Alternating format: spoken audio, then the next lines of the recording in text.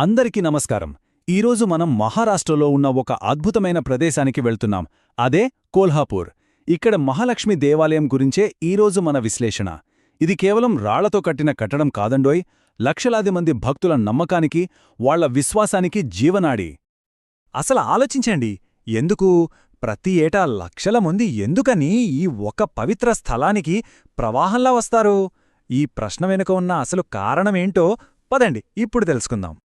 దానికి ప్రధాన కారణం ఇదొక శక్తిపీఠం కావడమే. మన పురాణాల ప్రకారం సతీదేవి శరీర భాగాలు భూమిమీద పడిన చోట్లల్లా శక్తిపీఠాలు వెలిశాయి కదా. అలా కొల్హాపూర్లో అమ్మవారి 3 కళ్ళు పడ్డాయని ప్రగాఢమైన నమ్మకం. అందుకే ఈ ప్రదేశం ఇంత అపారమైన ఆధ్యాత్మిక శక్తికి కేంద్రంగా మారిపోయింది. సరే, మరి ఈ దివ్యక్షేత్రం యొక్క ప్రత్యేకతలు ఏంటో ఒక్కొక్కటిగా వివరంగా చూద్దాం. ఈ ఆలయం యొక్క అస్సలైన ప్రత్యేకత ఏంటో తెలుసా? ఇది శాక్త, వైష్ణవ ఇంకా శైవ ఈ 3 సంప్రదాయాల వాళ్లకి కూడా పవిత్రమైన స్థలం. అంటే అమ్మవారిని పూజించేవాళ్లు, విష్ణువును కొలిచేవాళ్లు, శివుణ్ణి ఆరాధించేవాళ్లు, ఇలా అందరి విశ్వాసాలు ఇక్కడ ఒక్కటవుతాయి. ఇలాంటి గొప్ప సంగమం మనకు చాలా అరుదుగా కనిపిస్తుంది. అందుకే ఇది ఇంత ముఖ్యమైన ఆధ్యాత్మిక కేంద్రంగా వెలుగొందుతోంది. ఇక ఆలయ నిర్మాణం, అలాగే గర్భగుడిలో కొలువయున్న అమ్మవారి విగ్రహం, వాటి విశేషాలేంటో ఇప్పుడు చూద్దాం. ఈ ఆలయ చరిత్ర కొన్ని శతాబ్దాల నాటిది. ఒక్కో రాజవంశం తమ భక్తిని చాటుకుంటూ ఈ ఆలయ నిర్మాణంలో పాలుపంచుకుంది. చూడండి, 7వ శతాబ్దంలో చాళుక్యులు దీనికి పునాదులు వేస్తే, ఆ తర్వాత వచ్చిన శిలహర, యాదవ, మరాఠా వంశాలు దీన్ని మరింత అభివృద్ధి చేశాయి, పునరుద్ధరించాయి. చెప్పాలంటే ఈ ఆలయంలోని ప్రతి రాయి వెనుక ఓ రాజవంశం భక్తి కథ దాగుంది. ఆలయ వాస్తుశైలిని చూస్తే ఇది హోయ్సలా, చాళుక్య శైలుల అద్భుతమైన కలయిక. నల్ల బసాల్ట్ రైతో దీన్ని చెక్కారు.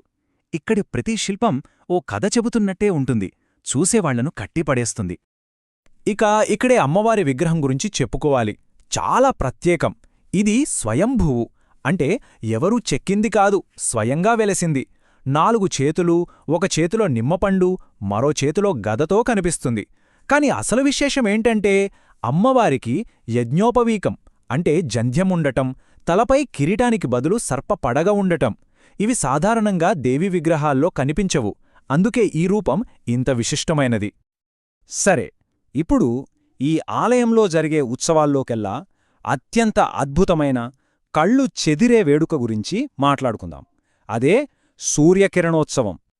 కిరణోత్సవం పేర్లోనే ఉందిగదా, కాంతుల పండుగ. ఇది కేవలం ఒక పండుగ మాత్రమే కాదు, ఒక ఖగోళ అద్భుతం. సంవత్సరానికి 2 సార్లు జరిగే అద్భుతమిది. అస్తమిస్తున్న సూర్యుడి కిరణాలు నేరుగా గర్భగుడిలోకి ప్రవేశించి అమ్మవారి విగ్రహాన్ని అభిషేకిస్తాయి.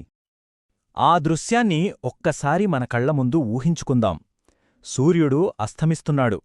ఆ కిరణాలు మెల్లగా ఆలయ పశ్చిమ ద్వారం నుంచి ఒక కాంతిపుంజంలా లోపలికి వస్తాయి. అలా సభామండపాలను దాటుకుంటూ నేరుగా వెళ్లి అమ్మవారి పాదాలను తాకుతాయి. ఆ తర్వాత నెమ్మదిగా పైకి ప్రయాణించి అమ్మవారి ముఖాన్ని కొన్ని క్షణాలపాటు బంగారు వర్ణంలో ముంచెత్తుతాయి. నిజంగా ఆ దృశ్యం చూడ్డానికి 2 కళ్ళు సరిపోవు. కిరణోత్సవం ఒక్కటే కాదు, ఇక్కడ నవరాత్రులైతే చాలా వైభవంగా చేస్తారు. ఆ 9 రోజులపాటు ప్రత్యేక అలంకారాలతో, పూజలతో ఆలయం మొత్తం భక్తులతో సందడిగా ఉంటుంది. వీటితో పాటు దీపావళి, లలిత పంచమి, కార్తీక మహోత్సవాలు కూడా ఇక్కడ చాలా ఘనంగా జరుపుతారు. ఒకవేళ ఈ ఆలయాన్ని దర్శించుకోవాలని ఎవరికైనా అనిపిస్తే, యాత్రికులకు ఉపయోగపడే కొన్ని ముఖ్యమైన విషయాలిప్పుడు చూద్దాం. ఆలయ ప్రాంగణంలోకి వెళ్లేటప్పుడు కొన్ని పద్ధతులు పాటించడం చాలా ముఖ్యం. సాంప్రదాయబద్ధమైన, నిరాడంబరమైన దుస్తులు వేసుకోవాలి. లోపలికి వెళ్లే ముందు పాదరక్షలు తప్పనిసరిగా బయట విడిచిపెట్టాలి. ఇక గర్భగుడిలో ఫోటోలు తీయడం అస్సలు అనుమతించరు.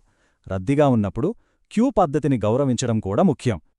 భక్తులు అమ్మవారికి ఏమేం సమర్పిస్తారంటే, ఎక్కువగా ఎర్రటి పువ్వులు, కొబ్బరికాయలు, చీరెలు, ఆకుపచ్చ గాజులు సమర్పిస్తూ ఉంటారు.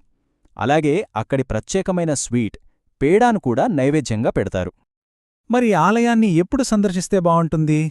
అక్టోబర్ నుంచి ఫిబ్రవరి మధ్య వాతావరణం చాలా బావుంటుంది. కాని రద్దీ లేకుండా ప్రశాంతంగా దర్శనం చేసుకోవాలనుకుంటే మాత్రం నవరాత్రులు, పండగ రోజులు అలాగే వారాంతాల్లో కాకుండా మామూలు రోజుల్లో అది ఉదయాన్నే వెళ్తే చాలా బావుంటుంది. ఆలయ దర్శనం అయిపోయింది కదా అని అక్కడితో ఆగిపోవద్దు. కొల్హాపూర్ నగరంలో ఆలయం బయట కూడా చూడాల్సిన ఆస్వాదించాల్సిన విషయాలు చాలా ఉన్నాయి. కొల్హాపూర్ అనగానే చాలామందికి గుర్తొచ్చేవి అక్కడి రుచులు. కారం కారంగా ఉండే మిస్సల్, తామ్రా రస్సా, పాండ్రా రస్సా, ఆహా! వీటిని అస్సలు వదలకూడదు. ఇక కొనుగోళ్ల విషయానికొస్తే ప్రపంచ ప్రసిద్ధి చెందిన కొల్హాపూరి చెప్పులు, సంప్రదాయ ఆభరణాలు జ్ఞాపికగా తెచ్చుకోవడానికి చాలా బాగుంటాయి.